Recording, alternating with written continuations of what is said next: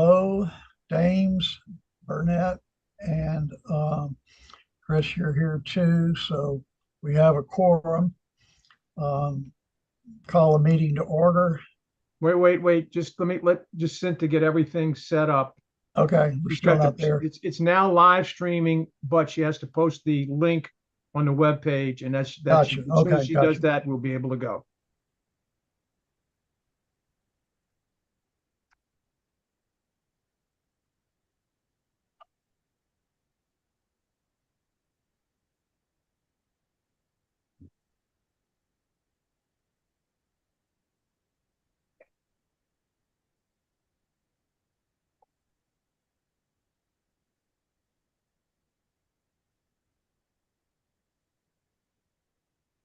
Okay, Tracy, I just sent it to you.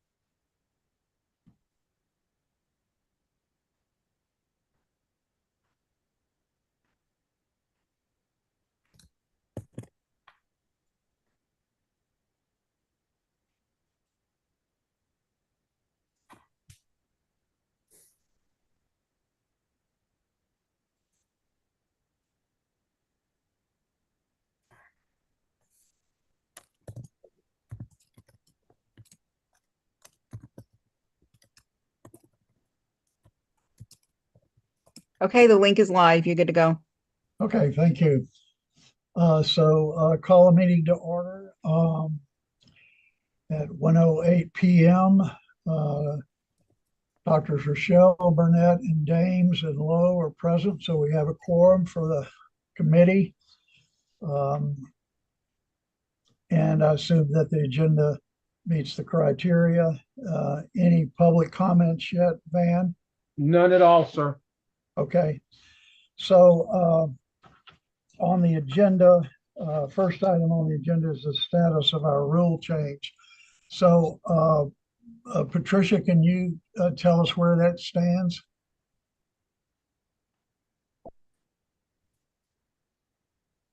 I don't know if Patricia's here. Well, the law is being changed, and so I sort of backed off on the rule.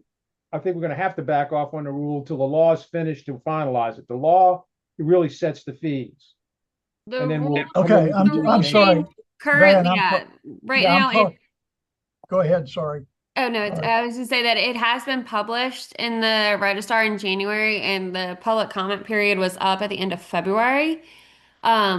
To my knowledge, and I think Jacinta double checked, we didn't get any public comments, and so we have some wiggle room on if we want to wait a little bit from moving forward to see how session shakes out. Okay. What would be the next step, Lauren? It would We could- go to the AG's office and back to the legislature for review. Okay. But then And it's still, then we're still it's going to have to published come up with a again in the rule revision as register. soon as they pass the law anyway. Right. Okay. All right. The next item on the agenda is the advanced practice license legislation. And Van and I were talking before the meeting. Bud has that tentatively scheduled for next Wednesday at 9 a.m. And what they're doing is running through all the non-controversial bills here in these early meetings of the committee. And this should be a non-controversial bill. Bud wants to get it up on the agenda early next Wednesday, is what he said. So we'll see how that goes. And Bud will be very happy that Dr. Collada and maybe Ms. Wilton will be at the table that day. We'll be in the room for sure. Okay, good deal. The next item on the agenda are just some questions that came to me since our last meeting. The first one is about retirement. What is a licensee of the medical board required to do when they decide to retire? The short answer is make sure there's continuity of care. We have not ever driven a specific comment to the practice of medical psychologists, but we have a statement of position on this for physicians, and I think it's probably should be exactly the same. If you think we need to craft one directly for, we can do that, but I think there is a statement of position on the website about what physicians should do. But the simple fact of the matter is, on a regular basis, we get calls. Oh, Dr. So-and-so died, and I just cleaned out his office, and I got all these charts. That's it. Burn them. I don't know what else to tell you. We don't take them. Yeah. But again, the issue we try to tell people is make sure that the patients have the opportunity to get their records, get their information, so the continuity of care can continue. And that's really the short answer. If you want to kind of amend that statement of position, we can take that under advisement and probably do it for you. I think this has been taken care of in this particular case, but the medical psychologist just wondered if there was any formal notification she had to give the board about her retirement.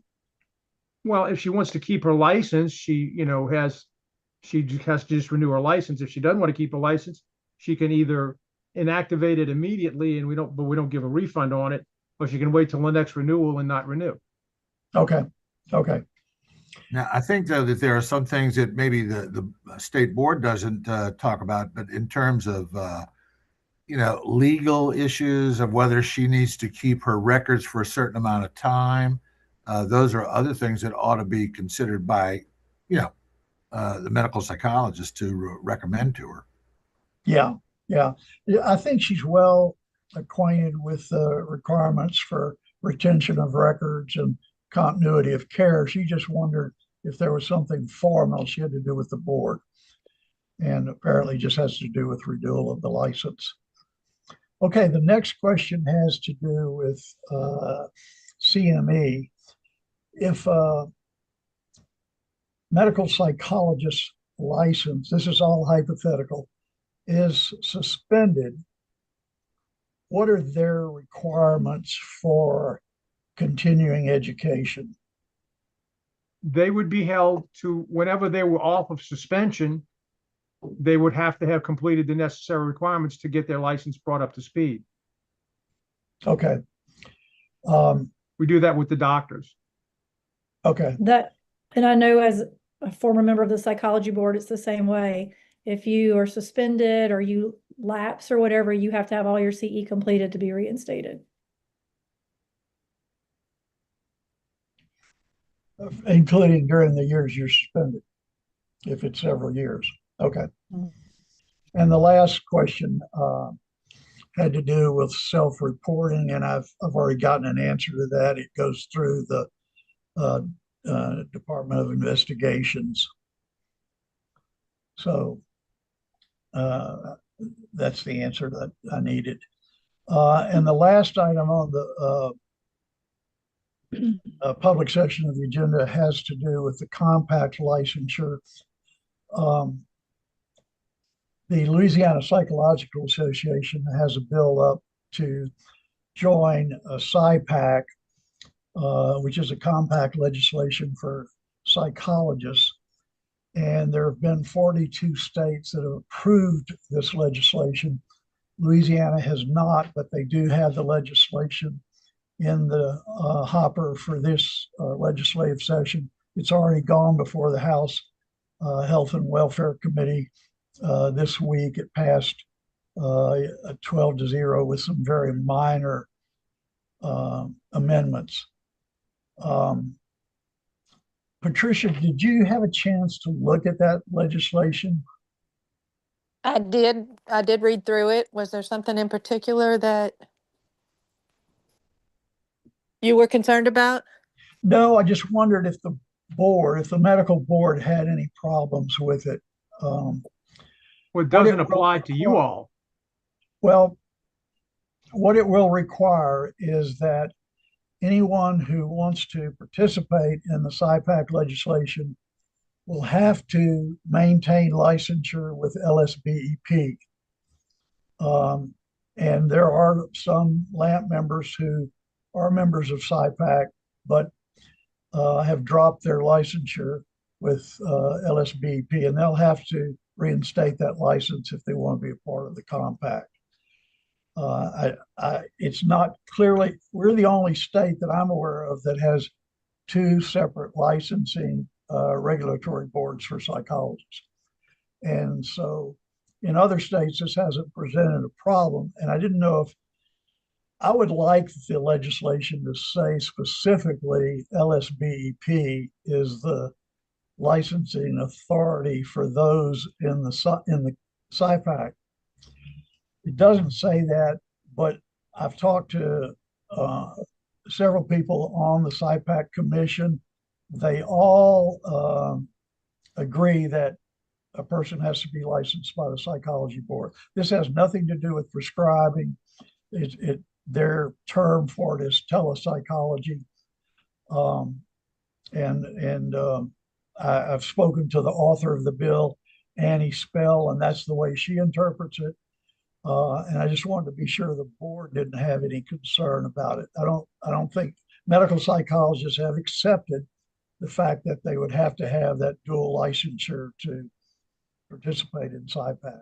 Right. We managed to do away with the need to have dual licensure, but now if a person who currently is a medical psychologist, a licensee in Louisiana, wants to be part of SIPAC, they will have to have that separate psychology license the way things are now.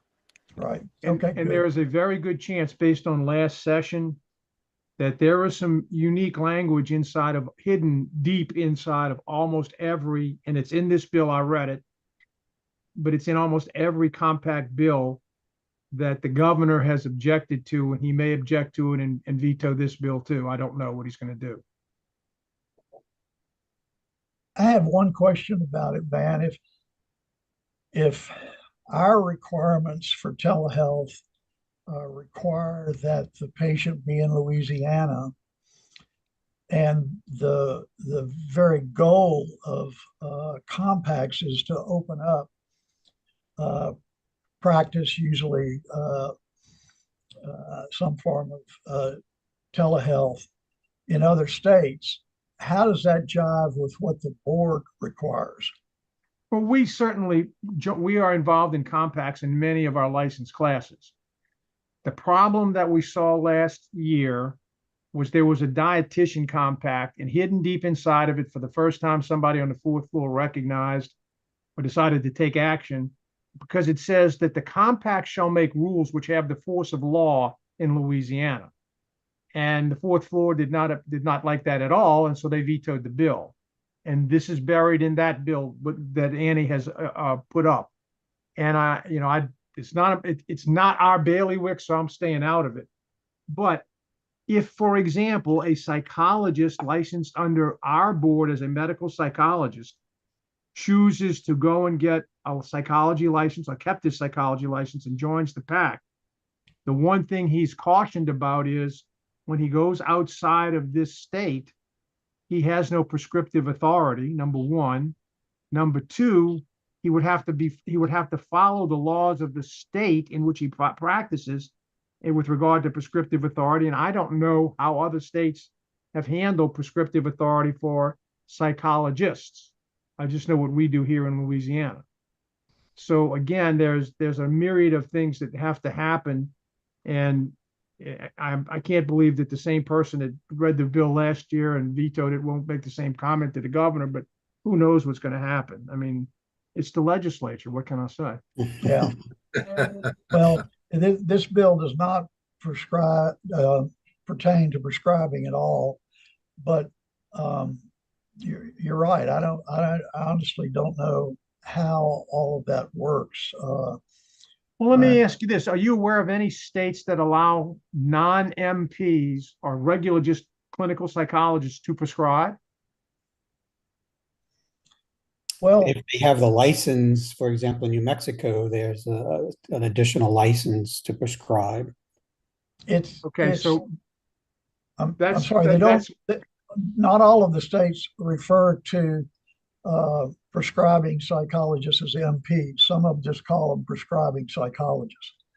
But the laws vary widely among states regarding prescriptive authority for psychologists. And I can't see where there would be, even if this bill allowed it, which it does not, where there would be enough uniformity to even go down that road.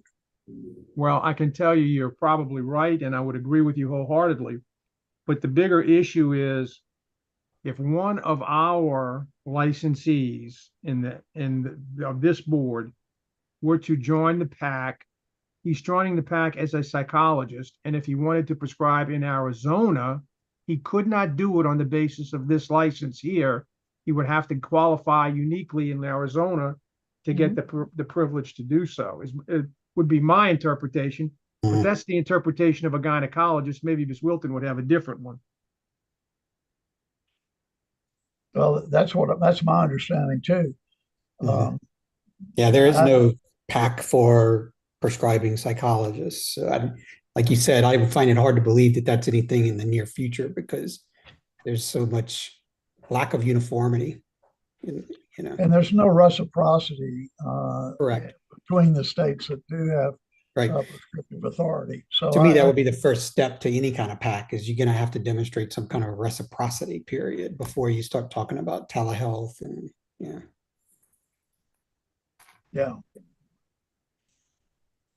Okay, well, that's I'm like you, Van. This is not really our bailiwick, but Annie has come to me several times and said, you know, does LAMP have any problem with this bill? Does LAMP have any problem with this bill? And I said, not if it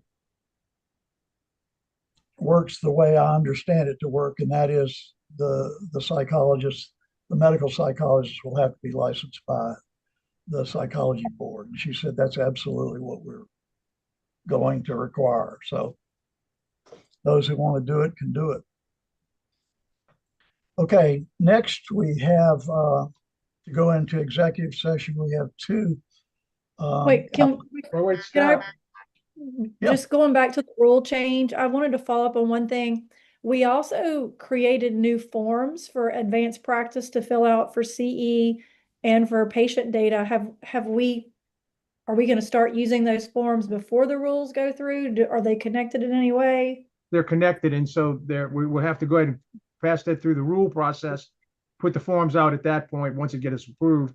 And that's why I'm sort of asking you guys, do you want to wait until we see what comes out of the legislature with this law, or start this rule change and then dovetail another one behind it that's going to take some time anyway? I kind of think the latter. Okay. Darla, these applications were initiated before we made the changes. Yeah. No, I understand that part. I just wanted to make sure for future, like what the timeline was. Yeah. Okay. Are we okay with holding off the rulemaking until after this legislative session? Oh, I think we will not have a problem. I don't think, will we, Warren? Because we got enough time based from our day to start, correct? Right, yeah. Well, I have heard one, from I need to go back to the advanced practice license legislation, Van and Patricia.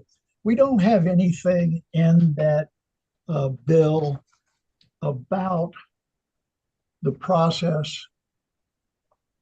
for obtaining an advanced practice license by people who have the advanced practice certificate. In other words, people holding a certificate in advanced practice will such and such and such and such upon the passage of this bill. Do we need That's why we that? would make rules to do that, because that's how you operationalize laws. Yeah, it would just be on the next renewal. They would only renew their medical psychologist license. That's how that would work. Okay, so they hold their certificate until they renew. Correct. Okay. One other question, the question of the number, the MP licensing number. Would it work if a person maintained their current MP licensing number, because that's the only licensing number they have right now, and just added AP behind it when they get their advanced practice license? Well, again, from an operational point of view, anybody who wants to, when you get a license, the license has the class of it, and we don't have to worry about the number. It's just the license. And when you look up the license, it talks about what the license is. So if somebody goes to view your license after this law is passed and the rules are operational, they will simply say it will have license to do advanced practice medical psychology. You won't have to change the number at all. The system will maintain that data in a way that operationalizes it easier for people to find. Well, we have to put our license numbers on a variety of forms that we fill out. But again, it doesn't need to change. Okay, because your credential with us will be in advanced practice. Do you put your certificate number on those forms? No, I don't. Some people do because they don't understand that. And that's my point, Warren. You don't have to do it, because the person who's going to be looking at that data can verify with us what kind of license you have. It's completely, if they choose to go in our free program right now, it's maybe costing them a little bit in the future. They can do that in batch, or they can do individual. They can look up each of your licenses and find out exactly what the status is. So what you're saying then is that we're all going to retain our current MP license number. Right. Okay, that's good. And then on the verification, they will have some indication if it's advanced practice or not, right? Is that what you're saying, Van? Whenever you Yes. look at yeah, it'll just have a designation somewhere in that description. Okay, good. Any other questions, comments before we go to executive session? You'll need a motion. And there are no Motion to go public into comments at this time. Okay. Motion, we go into executive session. Second. Okay, all in favor? Aye. Aye. Let's go.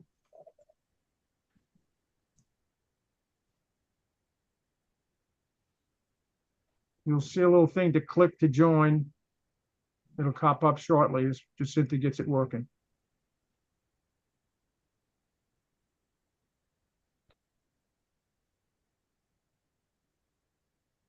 Click that join button.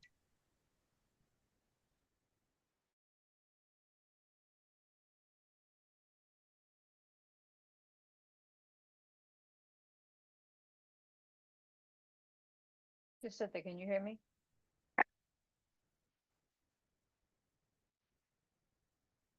Hello?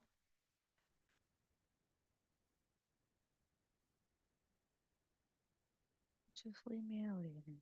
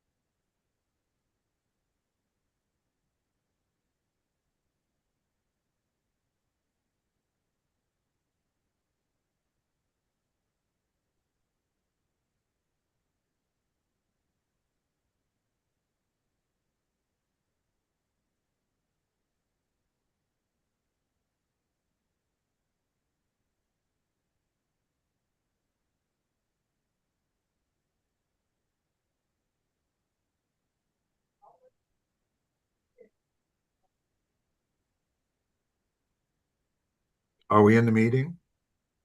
Oh, yeah, you're in the meeting. You can make, we're in public session.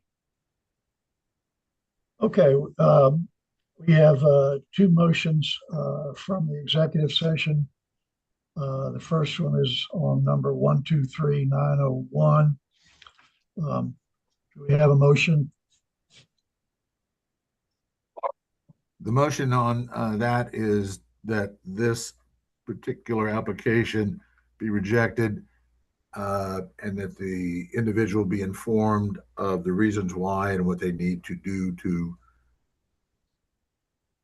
reapply. Is there a second? I'll second. All in favor? Aye. Aye. All right. Then we also have a motion on 104334. Darla, you want to make that motion? Yeah, I motion that we approve this application pending review by the impact chair for additional CME and then a recommendation to the board. Second that. All in favor?